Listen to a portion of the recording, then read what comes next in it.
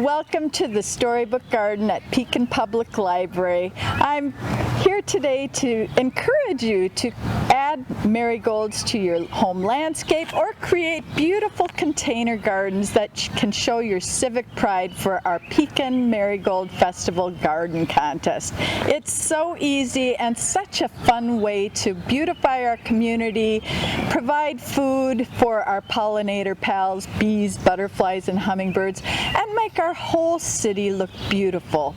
So please join our journey to beautify our community. Today I made up a few container gardens to show how easy it is to create a beautiful container that can fit the landscape that you like. We also created a video showing how to make container gardens with children or adult children like me that are whimsical and nostalgic, like fairy gardens and gnome villages, toy gardens. So you can also watch that on our website. Today I made two different gardens to show the different types of plants you can feature in your garden to have visual interest. When you plant a container garden, it's a good idea to have plants that will cascade over the side of your pot. Today we chose two different varieties of licorice plants, and you can see the beautiful fuzzy texture of these leaves will gently cascade over the side and soften the edge of your pot. And the color variations with the variegation will pick up colors of the other plants that you feature in your container garden. In this pot, I have this golden licorice plant, and I also have ivy geranium that will have a beautiful burgundy colored flower. And a lot of these plants you can even bring in over the winter and winter them in a sunny area and use them to start your garden for next year too. I've had flowers blooming all winter in my house just bringing in these containers. I featured some Coleus, one of my favorite accent plants, and here you can see they come in an incredible variety of different foliages and colors that will eventually form small flowers at the top, which I've seen little hummingbirds come and sip from in our garden. So these two gardens I created will provide food for bees, butterflies, and hummingbirds.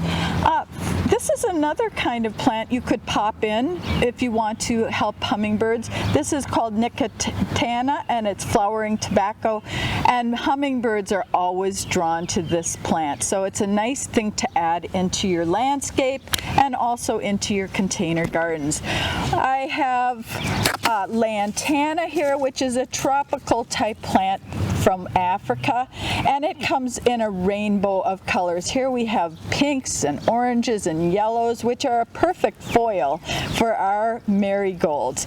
Mary's gold. Mary's gold was used instead of money to give as an offering in churches and celebrations to show love and respect for Mother Mary, the mother of Jesus. But marigolds have been used in religious ceremonies all over the world, especially in remembrance of those who have passed. Interesting fact, on All Souls Day in our part of the world, down in Mexico they call it El Dia de los Muertos, and the marigold is the flower that is put out on display to welcome the return of the monarch butterflies, the return of the ancestors, because in the fall, when it's All Souls Day or El Dia de los Muertos, all those butterflies return en masse, and people celebrate on the graves of their relatives and welcome the butterflies back. It's a very, very important holiday. Marigolds stand for joy and love and creativity, and marigolds are a healing plant. They've been used for thousands of years, first as food source, also for creating healing balms for skin, and also as elixirs for poor health. We can eat the marigolds, but they're also used as a companion plant to help your fruits and vegetables grow in the garden. So wonderful variety of our beautiful marigolds. Marigolds have two families, Tagetes and Calendula, and they're both beneficial. In the language of flowers, sometimes people use marigolds in letters to express jealousy too. We're not going to focus on the negative, but it's interesting to find out how this special flower is used as a symbol to express such deep meaning and sacred love in religious and memorial events. No wonder it was used as the flower for Senator Dirksen. Apparently it was his favorite flower, and so when he died, it became the Marigold Festival was created to celebrate the marigold, and Pekin has become the marigold capital of the world. So very exciting to be able to have such a sacred herb as our symbol for our beautiful community. I wanted to show you that I have incorporated a wide variety of marigolds and zinnias into this pot. These zinnias and the marigolds echo the colors of these Lantana. Now when we look over at this pot, we have some of the same types of plants. These are Lantana in a nice creamy yellow color, and I use clear yellow marigolds to pick up that color and contrast with the cool blue of this heliotrope. When I bought this plant at the garden store, there were bees buzzing around on it, so we know this is very beneficial for our bees to get a good meal. Bees and butterflies are in danger in our world, so when we create these beautiful gardens, it helps in so many ways. I also added some ageratum, which takes the color of the heliotrope, and I also added some viola or Johnny jump ups. You could also use the larger viola, which are pansies, which mean loving thoughts in the language of flowers, and really extend those colors throughout our mini garden. As we turn this garden around, you can see on the back side we have a different cascading plant. This is the sweet potato vine, which is available in a wide range of patterns and colors, and this will cascade over the side so beautifully. So in this one pot we have cascading flowers. We have upright flowers, which will get larger and larger and provide that sweet nectar. And we have different forms of marigolds.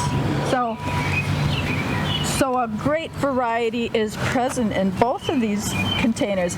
But if you're a fan of this little verbena, you could pop this one in instead of this ageratum and have a similar color and different pattern. You could use herbs. I brought along this beautiful little golden sage. You could use sage and creeping thyme and marjoram and have them cascade over the side of the pots too. When you add things that you want to cascade in your pot, it's a good idea to plant them at an angle to help encourage them and gravity to have them grow over the side. But look at the beautiful textures of these herbs, which add a wonderful smell, and they'll have flowers eventually too. But then you can also go out and snip them and add this beneficial herb to your dinner. I put a few of these incredible varieties of marigolds out. I have annual salvia. We have bright red here, but this is a blue variety. It's not flowering yet, but this would also be a nice flower to plug into our pot. And that's what's nice about pot gardens. If something starts to get worn out, you can easily pop it out and add something in. In the fall, you could add chrysanthemums for fall color, and that extends the life of your garden. Other neat accent plants beside the Coleus are things like Dusty Miller. That nice silvery foliage is an excellent contrast to the purple of our heliotrope. You just have fun with it.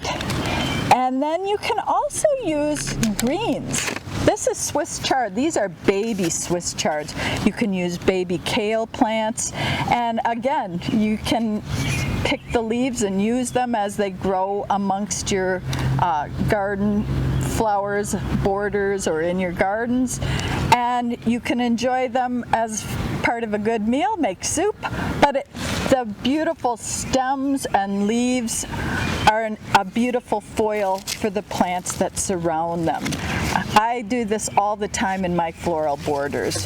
I like to surround my eggplants and peppers and tomatoes with these types of greens and herbs and marigolds, because the marigolds are an exceptional companion plant that help to deter insects, and there's a little sap that will cause aphids and things to stick to it so they die off, and it helps to protect your plants. A lot of animals don't like the smell of marigolds either, but they're very, very beneficial to have in our garden. A lot of the plants that we have in this garden also are available in perennial forms that you can plant in your landscape at home. We have annual salvia here, which will flower continuously in our containers, but there's also perennial salvias like sunny border blue, which you can plant in drifts in your garden, along with things like snapdragons, coreopsis, Shasta daisies. We have so many beautiful things growing here. Gallardia, that's one of my favorites, and it's also called blanket flower, and the colors perfectly mirror our beautiful marigolds. So I've listed some hints for different plants that grow well with marigolds that you can incorporate into your containers and also into your landscape. Also consider adding bulbs into your pots. You'll have to bring them in the winter because they're tender, but you can reuse them year after year. And some bulbs you can plant right in your garden, and they'll come back year after year too, to give that burst of color as the season changes.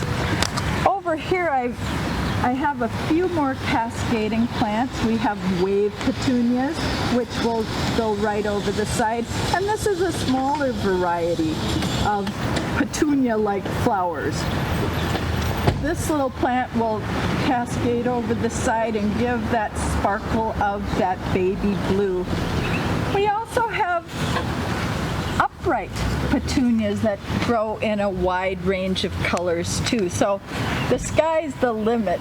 The only limit you have is your creativity, your own personal likes, and of course in our Marigold Festival Garden Contest, your garden must feature marigolds. That's our only rule. But it's easy to grow these beautiful flowers through knowing that you should pair sun-loving plants together, and they should do very well that way. One last thought. I was reminded this morning that Ralph Waldo Emerson said, "The earth laughs in flowers," and when I see these baskets in our garden here at the library, it makes my heart sing with joy and makes me laugh too. So I hope you will take our invitation and create these beautiful gardens and enter them into our Marigold Festival Garden Contest.